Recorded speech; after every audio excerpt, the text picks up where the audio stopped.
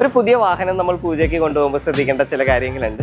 ക്ഷേത്രത്തിലെ തിരുമേനി പൂജിക്കുന്ന സമയത്ത് വാഹനത്തിന്റെ മീതെ കളഭവും കുങ്കുമവും ഒക്കെ ചാർത്താൻ സാധ്യതയുണ്ട്. അങ്ങനെ കളഭവും കുങ്കുമവും നമ്മുടെ ബോഡിയിലെ പെയിന്റഡ് സർഫസിൽ ചാർത്തുമ്പോൾ ചില കളഭങ്ങളും കുങ്കുമങ്ങളും ബോഡിക്ക് ഡാമേജ് ഉണ്ടാക്കുന്ന തരത്തിലുള്ളതുണ്ട്. അപ്പോൾ അഥവാ അങ്ങനത്തെ ബോഡിയിൽ ഡാമേജ് ഉണ്ടാക്കുന്ന കുങ്കുമമോ കളഭമോ ആണ് ചാർത്തുന്നതെങ്കിൽ അത് ഉടൻ തന്നെ വൈപ്പ് ചെയ്യാൻ ശ്രദ്ധിക്കുക. അത് ഒത്തിരി നേരം പെയിന്റഡ് പാർട്സിൽ ഇരിക്കുവാണെങ്കിൽ അതിൽ സ്റ്റെയിൻ നമ്മുടെ ബോഡിയിലേക്ക് ഇറങ്ങാൻ സാധ്യതയുണ്ട്. പിന്നെ നമുക്കത് പോളിഷിങ് ചെയ്ത് കഴിഞ്ഞാലും ചിലപ്പോൾ കിട്ടാൻ സാധ്യതയില്ല. അങ്ങനെ ഒത്തിരി വാഹനങ്ങൾ നമ്മളുടെ കാറക്സിൽ വരാറുണ്ട്.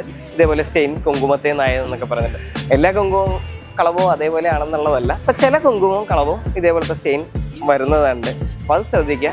കഴിയാവുന്നതും ബോഡി പെയിന്റഡ് പാർട്സിൽ നിന്ന് ഒഴിവാക്കി ഗ്ലാസ്സിലേക്കാണ് അപ്ലൈ ചെയ്യുന്നതെങ്കിൽ അത്രയും നല്ലത്. നമ്മളുടെ കാറക്സിൽ രജിസ്റ്റേർഡ് വാഗനാറിൽ ചെയ്തുകൊണ്ടിരിക്കുന്നത് പെയിന്റ് പ്രൊട്ടക്ഷൻ കോട്ടിംഗ് ആണ്.